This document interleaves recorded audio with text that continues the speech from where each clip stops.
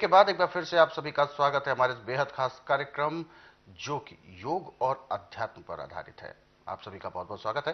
दर्शकों, ये कार्यक्रम हम आपके लिए इसलिए लेकर आते हैं ताकि आप अपनी सेहत को बेहतर बना सकें, यानी आप अपना वैद्य स्वयं बन सकें। क्योंकि अक्सर हम अपने दैनिक दिनचर्या में बहुत सारी ऐसी गलतियां कर जाते हैं जिसकी वजह से रोग कब हमारे शरीर में प्रवेश कर जाता है हमें पता भी नहीं चलता। इस कार्यक्रम का हमारा मुख्य उद्देश्य यही है कि आप सभी अपने आप को निरोगी बनाए रखने में सफल हो सके। क्या है निरोगी रहने का मूल मंत्र, इस कार्यक्रम के माध्यम से जाना जाता है। और यह कार्यक्रम एक पाठशाला के तौर पर हम लेकर आते हैं जिसके शिक्षार्थी स्वरूप आप सभी इस कार्यक्रम को सराहते हैं। तो इसीलिए आप सभी से अनुरोध भी करते हैं कि जब भी आप इस कार्यक्रम को देखने बैठें तो कॉपी और पेन जरूर लेकर बैठा करें। जो भी नुस्खे उपचार आपको बताए जाए उनको आप लिख जरूर लें। आज के इस अंक में भी हम एक ऐसे ही मुख्य विषय पर बात करने जा रहे हैं, तो कार्यक्रम को ध्यानपूर्वक देखें और उसे अपने जहन में उतारने का प्रयास जरूर करें। गुरु जी, आज के इस अंक में धतूरे के विषय में हम बात करेंगे। कहते हैं धतूरा लाभदायक, जितना लाभदायक है उतना ही हानिकारक भी है।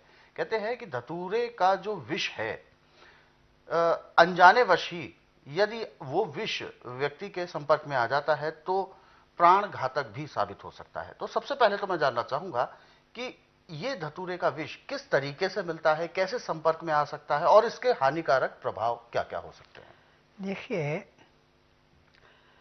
आक भी दो किस्म का है, धतूरा भी दो किस्म का है। अच्छा, ये दोनों अलग अलग विषय हैं। हाँ, वैसे दोनों के बीच का उतारने का तरीका एक ही है। अच्छा।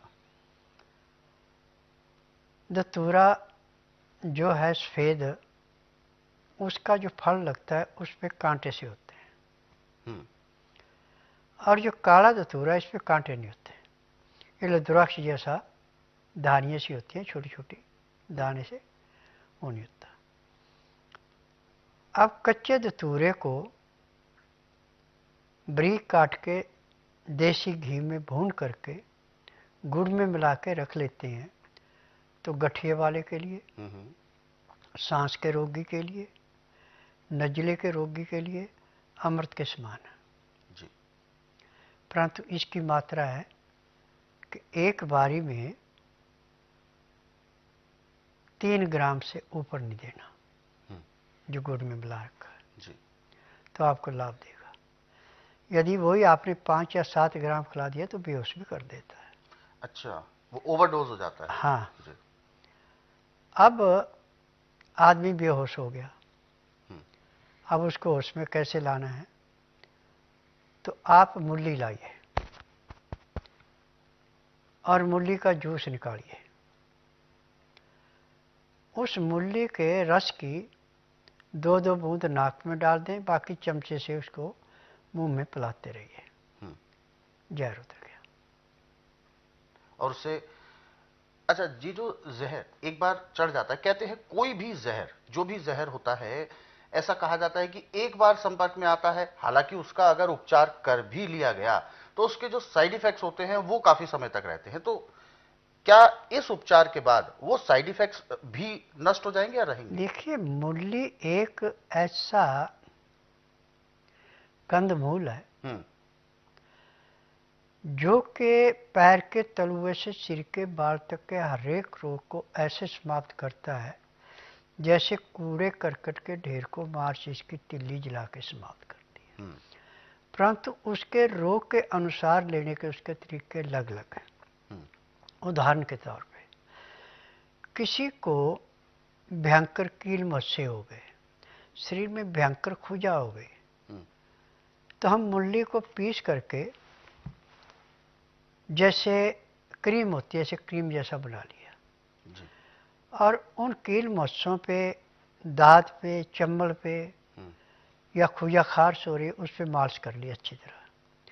उसके आधे घंटे बाद गुनगुने पानी से स्नान कर लिया और फिर कोई भी चिकनाहट ले ली किसी भी किस्म की, वो चिकनाहट के अंदर थोड़ा लहसुन का रस मिला दिया, उसकी मालिश करो, वो ठीक हो गया। बिल्कुल। तो दर्शकों, ये जो उपचार होते हैं ये वास्तव में प्राकृतिक होते हैं और जिसका कोई भी साइड इफेक्ट नहीं होता। तो इसीलिए कहते हैं प्रकृति से जुड़ना बहुत जरूरी है और प्रकृति के प्रति रुझान हमारा बनना ही चाहिए, क्योंकि प्रकृति ने ही ये शरीर भी बनाया है और इस शरीर में यदि कोई भी समस्या कभी आती है तो उसका निदान भी प्रकृति के पास ही है। तो इसीलिए अपना वैद्य आप स्वयं बने और जो भी नुस्खे उपचार आपको बताए गए हैं उनको आप नोट जरूर कर लिया करें। इसीलिए कार्यक्रम में हम अक्सर आपको याद दिलाते हैं कि जब भी आप इस कार्यक्रम को देखने बैठे तो कॉपी और पेन जरूर लेकर बैठा करें। जो भी नुस्खे उपचार आपको बताए जाए उनको आप लिख जरूर लिया करें। और दर्शकों, यदि आप इस कार्यक्रम में अभी जुड़ना चाहते हैं तो बिल्कुल भी देर ना करें, फोन उठाएं, हमें कॉल करें या आप हमें व्हाट्सएप के जरिए भी अपना संदेश भेज सकते हैं।